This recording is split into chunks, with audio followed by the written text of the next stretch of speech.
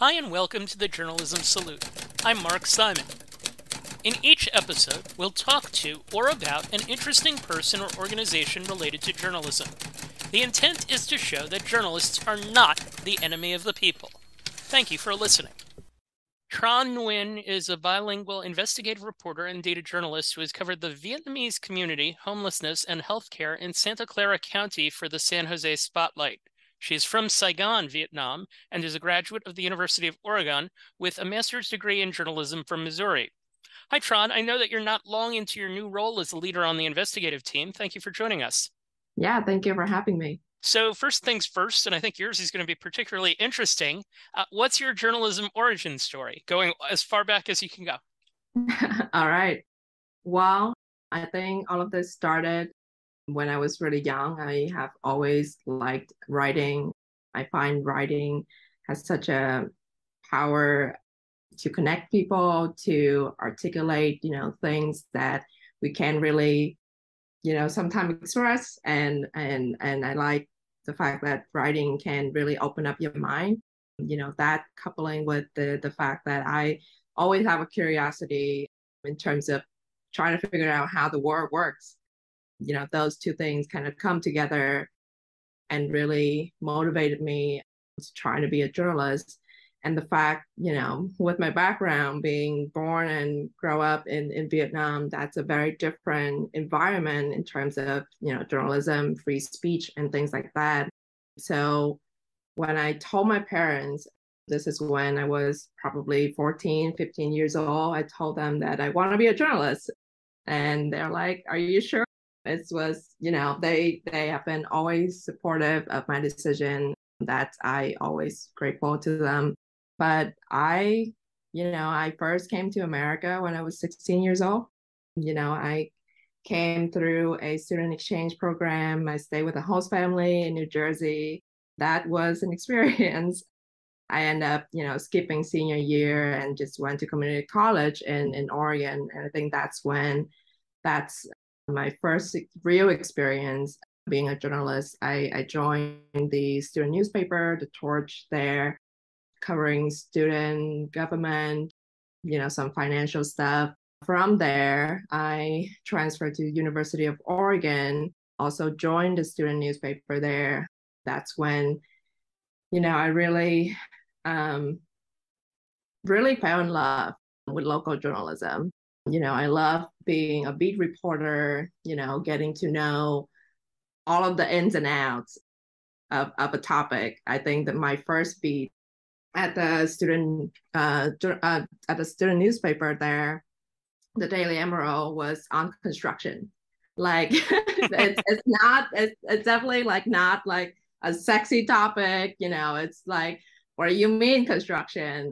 But I kind of turned that into like a real beat, like we have breaking news. There's like a lot of watchdog reporting that I was doing at the time. And it was really fun to like, be able to do that, to be able to ask questions and, shed light on a number of things that was happening on campus. From there, I then covered student government. I covered police for campus police for a little while. And that's when I'm like, I really think I can do this, and then started getting into investigative reporting, thanks to Brent Worth, who, came to U of O and started the investigative reporting classes there. Yeah. And from there, I after I graduated from U of O, I got a job at the Mail Tribune, Ashland Daily Tidings in Sound, Oregon, worked there for a year. After that, went off to Missouri, got my master's degree there. From there, thanks to the connection and a couple of conferences I went to, I got connected to San Jose Spotlight, and that's where I am now. Excellent. Now, there's a lot of different things that I'm curious about here. One is, were you raised bilingual in Vietnam? No, so my family only speak Vietnamese, but I still remember this vividly. They sent me to essentially like after school program to learn English. And I was so young that I did not know how to write when I was in that class. So I was learning English before I learned how to write, which is funny. So yeah. Were you exposed to journalism, and I mean, what's it like? What's the journalism like in Vietnam? Right, even now, the majority of the media in Vietnam is state sponsored. So obviously, a lot of it is censored, or you don't hear about a lot of issues that the government doesn't like people to talk about, or you hear it from like a very specific viewpoint, right? So when I told my parents when I was 14, 15, I obviously really did not understand what I was getting into when I say I want to be a journalist. And that's part of the, I guess that's part of the journey that I have to go through, just like learning on my own, that like, okay, this is like something that I can do. Like I can go up to a public official and ask them difficult questions. That's within my right. That's something that like really blew my mind. The fact that the media, journalists, reporters can raise these questions and raise these issues and feel empowered to do it. I think that's one of the aspects that really drew me into journalism too. The fact that I'm so curious about how the world works and trying to get down to the bottom of how things are, how things are supposed to be. This is great. This is a unique story to our podcast. I think you're the second guest who has come on and been either in an environment where there was state-sponsored media or had relatives, close relatives that were a part of state-sponsored media, or that had been exposed to state-sponsored media where they were. We've had one or two other people, but I find it fascinating whenever we have someone come on who does that. So certainly kudos. Tell me more about the San Jose Spotlight and the fact that San Jose is significant because of its Vietnamese population. Yeah, so this San Jose Spotlight, my journey here. So I was introduced, somebody I met at the conference, a NAGCAR conference. Love that. I've gone a couple of times and it's always been a great experience. But I was at a NAGCAR conference and I was talking, this is when I was still a student at Missouri, and I was talking to a journalist. I'm like, here's, I'm looking for a job. This is at the beginning of the pandemic. So I'm kind of like, I don't know what option I have. Like, we all did not know what all of this gonna, turn out to be. But I was talking to her about my vision, my desire to go into nonprofit newsrooms specifically. I previously have worked for a for-profit newsroom, although it's technically locally owned. There's still a lot of, problems I have with the business model itself. So at the time, I really wanted to try nonprofit newsroom. And this journalist, recommended that I reach out to Ramona, who's now my editor, and introduce myself. And we talk over the phone a little bit. And then I started intern for the Spotlight June of 2020. So like right at the beginning of the pandemic. And it's, it's really interesting. And I really kind of fell in love with like the business model where they make news accessible. They, not trying to cover everything that's happened in San Jose. Is very specific. We're focusing on policy and things that related to business and kind of tie everything back to that angle. So we are not, just chasing breaking news, police things and stuff like that. And the fact that like this is really being funded through the community and different grants and things like that, that really require us to continue to listen to the community and to, hear their feedback, basically having them holding us accountable for the work that we do. So I feel like that was very important, and that really resonated with me.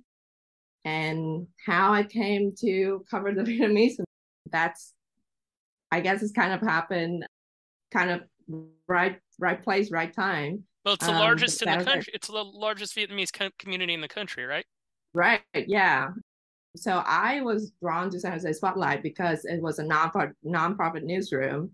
But after my internship with them, they're like, hey, so we are looking for a person to actually cover the Vietnamese community. Would you be interested? And that position was actually through Report for America. So we both, the newsroom and I both applied for the position, and we got matched. And it's been since June 2021 that I've been covering at this position. And I would say it's been very rewarding, to be here and to be cover a community that, I might not have the same experience growing up, but it's very nice to be able to tell these stories and have people come up to me, even at events. People will come up to me like, you're Tran, I know who you are. I'm like, oh my gosh. And, people really enjoy and appreciate the fact that, the community finally being recognized in the mainstream media. How does your coverage differ from that of the San Jose Mercury News?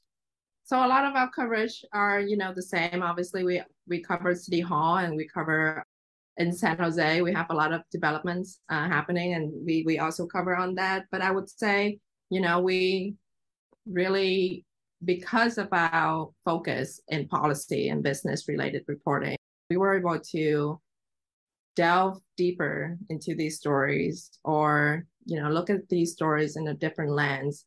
And especially, I would say, with my beats, so homelessness, healthcare, and the Vietnamese community, we do a lot of unique stories in those spaces. San Jose Spotlight was the only one who was, covering the largest encampment in San Jose closely. We were out there every single week, talking to people, learning about their story, really humanize this issue. San Jose Spotlight was the only one that has been covering and following this issue with the county doctors and how they are being pushed to the brim, to the breaking point. And they might go on strike later this month, and obviously with the Vietnamese community, we're the only one who are, uplifting these stories and uplifting these voices. And that's really convinced me to stay with San Jose Spotlight, because we really fill a void here that local news are very depleted, not only in San Jose, but across the country. And I do have a lot of, respect for nonprofit newsrooms trying to be there and be the public servant and, help people make better decisions in their lives. So let me give some examples of some stories that you've covered recently. Just brief synopsis. A cease and desist letter related to whether one political supporter called a candidate a communist. That was a dispute over a term in Vietnamese and its modern meaning. How 14 homeless people died on San Jose streets in September. The money trail in the San Jose mayoral campaign, a race that seems very intense. How San Jose doctors are stressed beyond belief. That's kind of a mix. That's a lot of different types of things. I'm curious, with all that, how do you come up with your story ideas? Yeah, it's definitely a mixed bag. Obviously, with the Vietnamese community, I got a lot of tips. I spent the last year or so learning about different groups and different organizations in the city, and become really close to a lot of key players, you can say that, in the community. And a lot of it basically come from them. It's tips that people would call me and they like, I just heard about this, you need to hear this. And a lot of the stories from the homelessness beat also came from advocates and from people in that community reaching out to me and letting me know. That's really thanks to like the network and the time that we invest in building these connections and relationship with the community. We also have several events where we invited readers and other people to meet us. Actually, there's one coming up soon for me and one other Vietnamese reporter in our newsroom. So I'm very excited for that. So yeah, a lot of stories came to us, but that's only happened after we started, building out our network and letting people know who we are, and kind of have to prove to them too, right? That we are reputable. We're here to like serve you and to fill the needs that's really lacking in San Jose, where local news has kind of been depleted in the last few. A lot of people have come up to me and my colleagues saying that, thank goodness that San Jose Spotlight is here, because they can really rely on our reporting. In terms of stories too, a lot of it came from just public record requests or ideas that we kind of talk in the newsroom and like, I think this, like just kind of pose like a theory, and then I would go chase down whether this theory is true or not. A lot of it came out like that too. What's your style of writing? Now, the context for this, we've had some writers on who are very people-centric in their writings, where they're doing, they're writing anecdotal leads of the story of a person. From what I read, for the most part in your pieces, I would describe you as very traditional. And old school, if you want to use the term old school, where it's fact, fact, fact, fact, fact, fact, fact, fact, fact. And I'm curious about how you developed that, and if that comes from essentially I presume your collegiate training and such, and if that's like an organizational kind of philosophy kind of. Yeah, I would say some of my writing is really because of our style here. We want to write short. We want to write, concisely, get to the point, and people will be on their way. But I would say when I write a story, my biggest goal is my writing is accessible. I want my reporting to be easy to read, easy to understand, and for people to really benefit from it. We did have a couple of stories where we led with the people because their story is just so, compelling. And it's one story that came up to me right now is I recently wrote a story on Vietnamese migrants that came to Santa Clara County, this area. And I get to met this family, very young parents, 2 kids, and they travel thousands and thousands of miles walking through desert because, their life was in danger. So we led with that. I mean, I think my biggest goal is, these stories need to be heard, and I want it to be presented in a way where it's, might not be the sexiest, but it's get to people. And it's, like I said, accessibility is a big goal in my reporting. Can you take us through maybe a recent day, maybe one that was particularly interesting or exciting, and walk us through kind of a day in the life of what you did during that day? Yeah. Well, a lot of, I think local reporters would agree with me that, every day is different. And because the fact that I cover like 3 different areas, so it's not every day, we just have different schedules, so to speak. One recently, to cover things like in homelessness, a lot of time I would just have to like wake up and be out the door by like 6 a.m. A lot of the sweeping that happens very early in the morning, so those days I would like be out in the field by 6:30, kind of walking around, waiting around, talking to people, and would, spending probably 3 or 4 hours out in encampments and just gathering, reporting, photographing, video taping, and sometimes tweeting. Those days are hard because those are not easy things to cover, and it's sometimes it's like people's worst day, right? that you just have to witness and still have to go back to, to your desk and file a story for the day. Or sometimes would just be, I would just sit at the table at my desk all day. For example, when we track campaign finance for the local election. And those days I would just sit at my desk and, go through spreadsheet after spreadsheet after spreadsheet and update our tracker on our website, which I'm exhausted by the end of it, but essentially I took like 200 steps that day. So it's very. No, go ahead. Sorry. Yeah, so it varies. So you just segued into the next question that I was going to ask, which is that you've done a lot of data journalism, and I'm curious how that plays a role in what you do. Yeah, I think data journalism is such a powerful tool.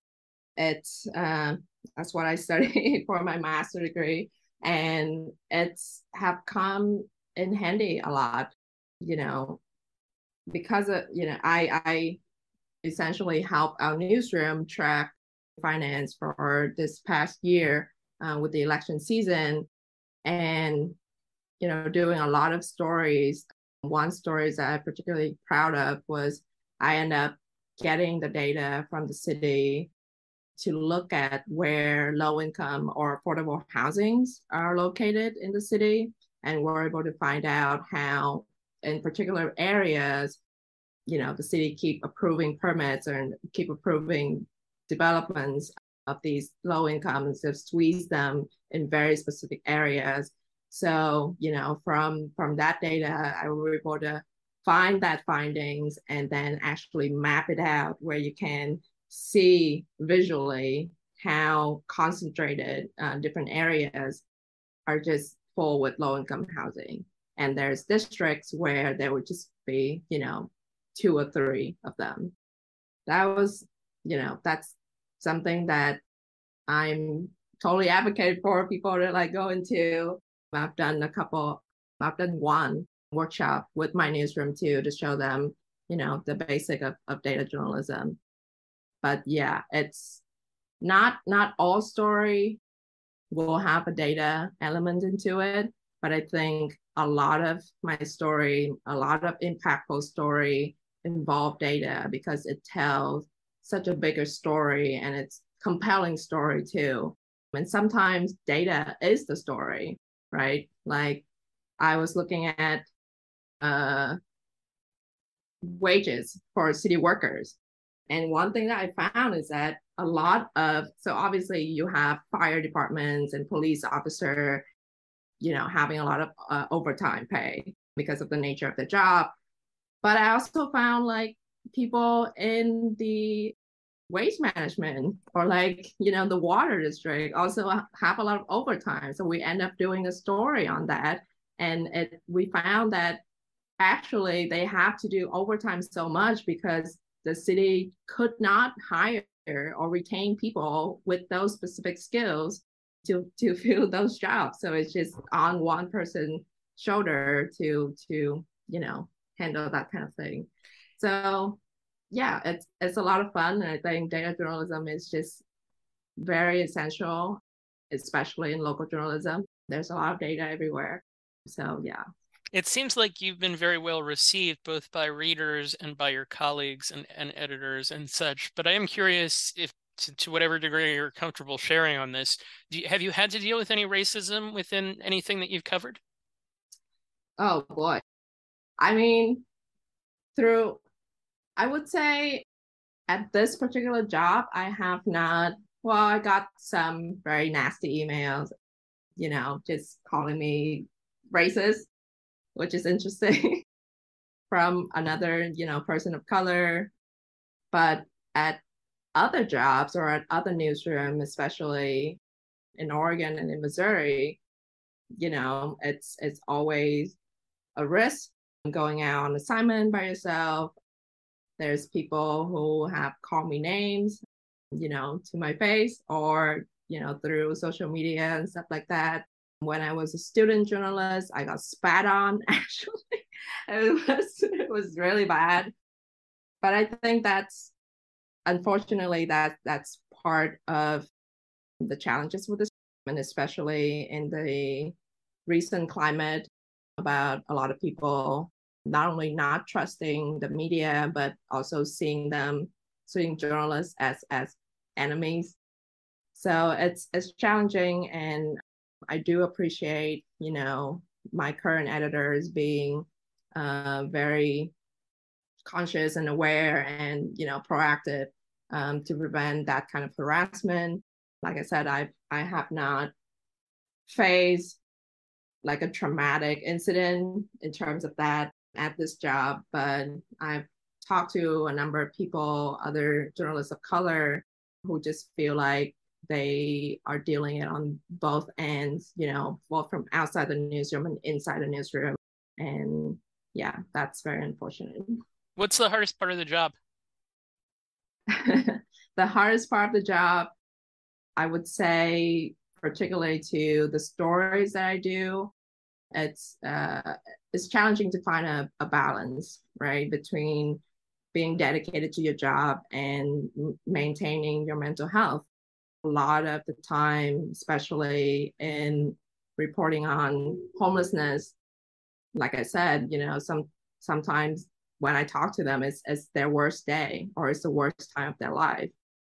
And sometimes you can listen to it and you can get through it, or sometimes you just file the story, go home, but then you carry that back home to you. A lot of trauma, a lot of heartbreaks, a lot of difficult stories, and it's you care about your sources and you care about the community that you report on. Sometimes it feels a little helpless, right? Because I would be talking to them, listening to, their story, but there's little I can do besides telling these stories and making other people see these stories. So I would say I think that's the hardest part right now for me, is just trying to find that balance so I don't burn myself out or just feeling like I'm holding on to everyone's trauma. You're certainly not alone in that. That has been a common thing that has been talked about on this podcast. How has being a journalist changed how you view the world? I would say I would not be the person I am today if I weren't a journalist. It makes me, I would say, much more cynical of the world. But, I think it also brings me a lot of hope, seeing other journalists doing the things that they do and also work tirelessly to improve, our industry and the working environment, especially for journalists of color. So I went into this profession for a reason, and I definitely feel like it's the right decision. The show is called The Journalism Salute. We salute you for your good work and ask that you do likewise. Is there another journalism organization or journalist or mentor that you would like to salute for their good work? Yeah, definitely. I would like to shout out two people, if that's okay. Sure. One is Professor Damon Kiso. I was his research assistant when I was at Mizzou. I would say, being a person of color in Mizzou at Missouri is not easy, but he, has been there every step of the way, supporting, mentoring, just walking me through a lot of the challenging time, especially the pandemic too, very unprecedented time. And, we still talk, and it's always it's nice to have somebody like Damon in your corner. He's a great ally. He cares a lot about, the next generation. And I appreciate and really grateful that, he took a chance in me. The other person that I would like to shout out is Cece Way. She is also a mentor of mine. I had admired her work before we even talked, and I really appreciate, her vision in co-founding the Journalists of Color Slack space, really a safe haven for journalists of color, everywhere, not only in the US, but internationally during, some very challenging times the last couple of years. I think because of that space, I were able to grow as a journalist, as a reporter, and connect with other people and not feel so alone during, the past couple of years when I did not know what I was doing, to be honest. Those are the two that I would like to salute to. Tran has won multiple awards for her work for the Spotlight, most notably from the California News Publishers Association. You can find her stories at sanjosespotlight.com. One thing we didn't get to talk about was the Report for America program, which she's a part of. Report for America's motto is Local Journalism, National Service. Their mission is to strengthen communities and our democracy through local journalism that is truthful, fearless, fair, and smart. The program places reporters like Tran all around the country. To learn more, go to reportforamerica.org. Thank you for listening to the Journalism Salute. Please let us know what you think of the show. You can find us on Twitter at JournalismPod, and you can email us at journalismsalute@gmail.com.